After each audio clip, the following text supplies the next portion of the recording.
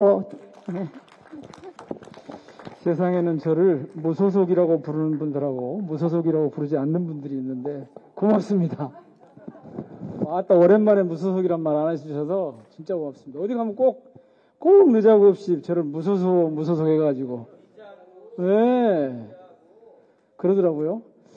근데 그래도 어쨌든 민주당 소속이 아니어서 제가 좀 겁이 났어요. 울타리가 좀 약하잖아요. 혼자 있으니까.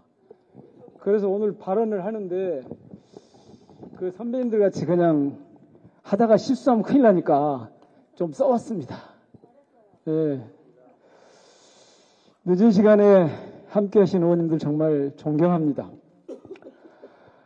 민주당 의원님들 앞에 오랜만에 이렇게 섭니다.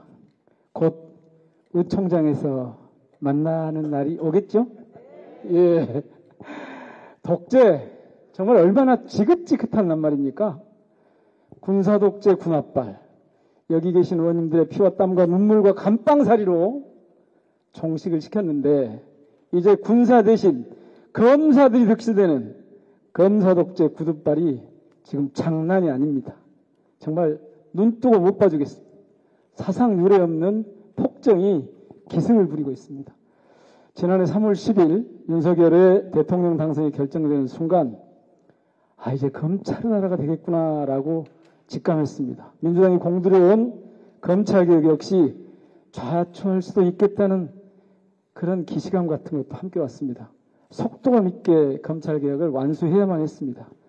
그래서 탈당이라는 모험적인 정치기획을 민주당이 감행하면서까지 검찰 수사권, 기소권 분리가 적시된 여야 합의문을 만들어냈습니다. 그러나 국민의힘은 윤심 때문에 윤심의 명령대로 단 하루 만에 그 합의를 배신하면서 검찰 제국의 서막을 알렸습니다. 이때부터 정치는 힘을 잃었습니다. 우여곡절 통과시킨 검찰 권력 정상화를 위한 두 법마저 한동안의 반칙 시행령으로 효과를 상실했습니다. 개혁특위는 아예 시작조차 못하고 있죠. 그래서 검찰 기득권을 수호하기 위한 저들의 행포는 날로 거칠어집니다.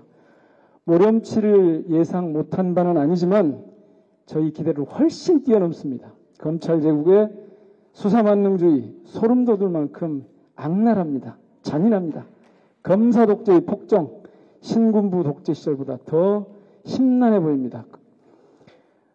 월드컵 16강 진출 실패했으면 대한축구협회 압수수색하고 단장과 감독을 구속했을 거다. 크크크. 이런 정말 오죽했으면 이런 농담까지 시민들이 이런 뼈있는 농담까지 하고 있는 상황입니다.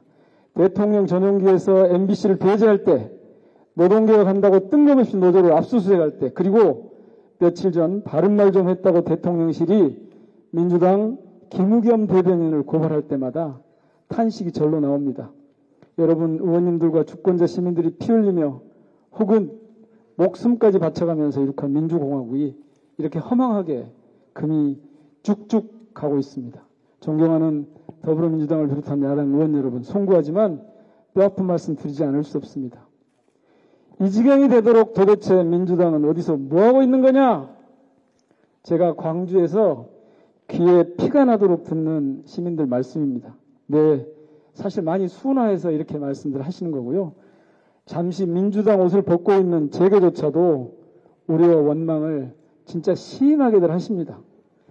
그런데 솔직하게 말씀드려서 드릴 말씀이 별로 없습니다. 마땅한 변명이 떠오르지가 않습니다. 제 눈에도 민주당이 사실 잘 안 보이는 그런 까닭입니다. 용산에 납작 엎드린 여당은 물론이고 참으로 송구합니다만 제1야당마저 보이지 않는 그야말로 정치 실종, 투쟁, 부재 상태입니다. 제가 보기에 지금 민주당에는 수비수가 아니라 다들 아까 선배 의원님들 말씀하셨지만 정말 공격수가 필요합니다. 수비수만 뛰는 경기는 결과가 아무리 좋아도 무승부입니다. 그래서 정치가 표류하고 시민이 탄압받습니다. 국격이 추락하고 민주주의가 후퇴합니다. 그래서 우리가 잘해봤자 비기는 경기를 계속하고 있을 수는 없는 일입니다. 민주당이 주저할 시기는 이미 저는 오래전에 끝났다고 봅니다. 시민들이 벌써 촛불을 들기 시작했습니다. 당원들과 지지자들이 한창 앞서가고 있습니다. 민주당이 이걸 추월하지는 못하더라도 최소한 우리 당원과 지지자의 발걸음, 눈높이에는 맞춰가야 한다고 봅니다. 이재명 대표가 검찰에 2차 출석한 그날하고 그 전날, 그 언저리쯤에 이렇게 말했죠. 윤석열 검사 독재 정권이 법치주의와 헌정 질서를 파괴하는 현장입니다.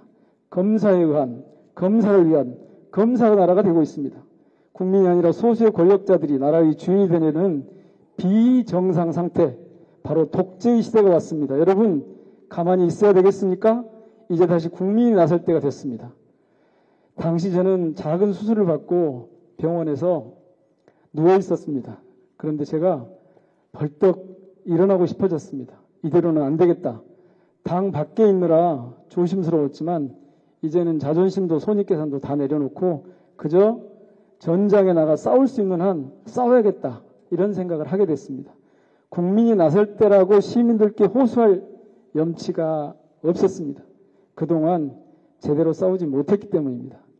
이제 행동할 때다. 싸워야 한다는 뜻을 몇몇 동료님들께 밝혔더니 그분들도 사실은 같은 생각들을 모두 다 하고 계셨습니다. 여기 계신 분들이 다들 그러셨을 겁니다. 그래서 이렇게 서로 호응이 이루어졌습니다. 그렇게 한 분, 두 분 힘을 모으니까 오늘 이런 현장에 농성토론에 함께 하겠다는 분들이 50분 넘게 참여를 하게 됐습니다. 저는 그래서 아주 소중하고 귀한 자리가 지금 마련됐다.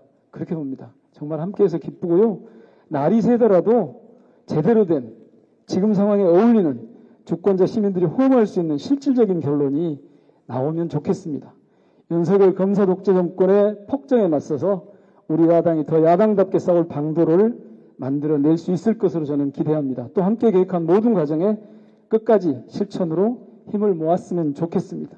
저도 그렇게 하겠습니다. 오늘 밤이 이를 악물고 투쟁하는 야당의 실존을 선포하는 그런 시간이 되면 좋겠습니다. 고맙습니다.